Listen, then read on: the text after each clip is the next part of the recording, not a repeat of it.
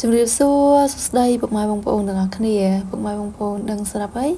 កាលពីថ្ងៃមុនខ្ញុំមិនទៅយន2ហើយខ្ញុំទិញបានព្រិលជាកម្មជាប់ពេះហើយនឹងសរសៃមាសហើយនៅក្នុងវីដេអូនេះខ្ញុំក៏បានឆ្លៀតធ្វើបង្អែមព្រិលជាកម្មខ្ញុំដាក់ទឹកប្រហែលជា1លីត្រកន្លះប៉ុន្តែមានអីពុកម៉ែបងប្អូនពេលដែលធ្វើហើយខាប់ឡើងលឹះតែម្ដងតែញ៉ាំហើយមានកម្លាំងណាពុកម៉ែបងប្អូនសរសៃមាសនេះ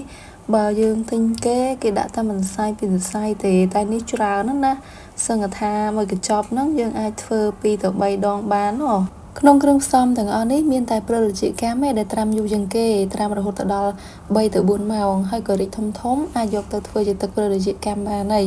តែអ្នកខ្លះគាត់ប្រាប់ខ្ញុំថាត្រាំរហូតដល់8ម៉ោងតែខ្ញុំមិនដឹងថាម៉ាក់ឬក៏ brand ខុសគ្នាមិនទេណាហើយចំណែកក្លិនវិញអត់សូវមានក្លិនម៉ាក់ទេក្លិនតិចដូចរបៀបធម្មជាតិចឹងណាបងប្អូនរីឯជាប់ពេះវិញត្រាំប្រហែលជា2ម៉ោងឯងក៏រីកនិយាយទៅជាប់ពេះដូចទៅនឹងជាប់គោយើងណាបងប្អូនតែសម័យឥឡូវកាលពីមុនជាប់គោមានតែនៅតាមស្រុកស្រែចំការដូចថានៅស្រុកខ្ញុំមុនសម្បូរដើមគោតែឥឡូវក៏ខ្សត់ដើមគោដែរចឹងធ្លាប់ហូបដែរតាជាប់គោឆ្ងាញ់ដូចតែជាប់គោនឹងឯងបច្ចុប្បន្នរកជាប់គោញ៉ាំអត់បានទេបងប្អូននិយាយទៅពិបាករកហ្មងខ្ញុំធ្លាប់ញ៉ាំកាលពីខ្ញុំនៅតូចម៉ែពុកម៉ែបងប្អូនចឹងហើយខ្ញុំភ្លេចមិនដឹងថាការនោះយកទៅធ្វើមិនខ្លះទេដើម្បីបានជាប់គោញ៉ាំ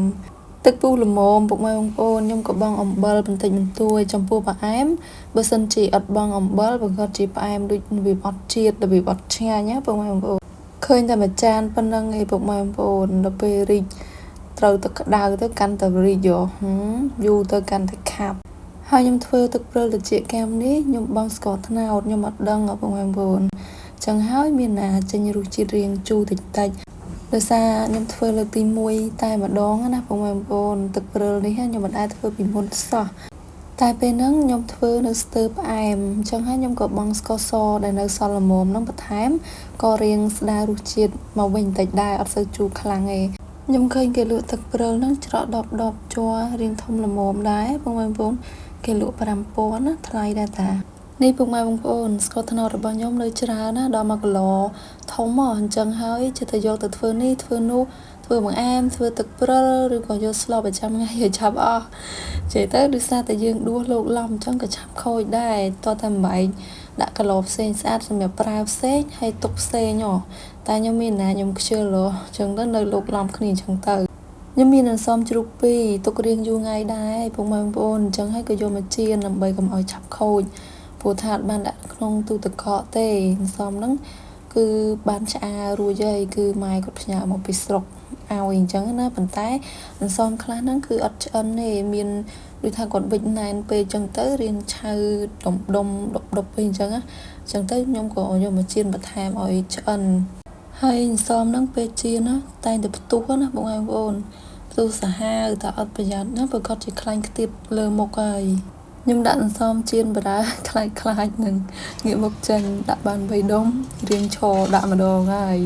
រត់ហើយនៅវាថាខ្លាចត្រូវមុខត្រូវភ្នែកអញ្ចឹងណាបងប្អូនហើយនេះខ្ញុំចៀនឆ្អិនហើយអន្សមហ្នឹងចៀនតតែស្រួយបានឆ្ងាញ់រៀបចំកន្លែងឲ្យរៀងទលាយទីដោយសារតុខ្ញុំតូចពេកដាក់តែចង្ក្រានមួយហ្នឹងចង្អៀតបាត់ហើយដល់វគ្គដែលត្រូវញ៉ាំបង្អួតពុកម៉ែបងប្អូនហើយចាតើពុកម៉ែបងប្អូនចូលចិត្តធ្វើអន្សមជ្រូកចៀនបែបនេះញ៉ាំញឹកញាប់ដែរអត់ចាចំពោះខ្ញុំបើសិនជាមានហ្នឹងគឺចូលចិត្តណាស់មិនថាអន្សមជ្រូកស្ងោរឬក៏យកមកចៀនបំពងឲ្យស្រួយចេះទេឆ្ងាញ់ឈ្ងុយនិយាយទៅអង្គតណើបញ៉ាំហើយអត់ចេះធាត់ហើយមួយទៀតញ៉ាំហើយឆ្អែតបានយូរប៉ុន្តែកុំញ៉ាំច្រើនពេកចំពោះអ្នកខ្លះគឺគាត់ញ៉ាំច្រើនក្តៅខ្លួនតែបើសម្រាប់នាងខ្ញុំញ៉ាំប៉ុណ្ណាក៏អត់ចេះក្តៅខ្លួនដែរបងប្អូននេះគឺជាទឹកព្រិលត្រជាកម្មដែលនេះខ្ញុំបានច្រកដាក់នៅក្នុងដបផ្លាសេឲ្យត្រជាក់ហើយក៏បានចាក់យកមកដាក់ចានដើម្បីញ៉ាំព្រោះថាញ៉ាំទាំងដបញ៉ាំអត់កើតទេខាប់លឺឡើងខាស់នៅនឹងណាពុកម៉ែបងដោយសារខ្ញុំដាក់ទឹកតិចពេកព្រោះដំបូងខ្ញុំគិតថាខ្ញុំខ្លាចរាវពេកអញ្ចឹងខ្ញុំដាក់ទឹក1លីត្រកន្លះទៅដល់ពេលចុះឡើងឡើងរីកហ្មងឡើងខាប់ហ្មងណាហើយបើសិនជាបន្ថែមនៅទឹកកកទៀតអាចថាកាន់តែឆ្ងាញ់ព្រោះផ្អែមនេះពេលខ្ញុំបងបន្ថែមស្ករសទៅជារៀងផ្អែមខ្លាំងបន្តិចហើយខ្ញុំអត់សូវចូលចិត្តផ្អែមខ្លាំងពេកនោះទេ តែញ៉ាំហើយមានកម្លាំងណាស់ពុកម៉ែបងប្អូនអើយសឹងថាញ៉ាំតែផ្អែមហ្នឹងក៏អត់បាយកើតដែរចាពុកម៉ែបងប្អូនវីដេអូរបស់ខ្ញុំគឺដល់ចុងក្រោយហើយសូមអរគុណដែលបានចំណាយពេលវេលាទស្សនាជូនពរសុខភាពល្អសំណាងល្អរីកចម្រើនគ្រប់ភារកិច្ចខណៈនេះនាងខ្ញុំមេងហងសូមគោរពនិងសូមជម្រាបលាជួបនាងខ្ញុំក្នុងវីដេអូក្រោយទៀត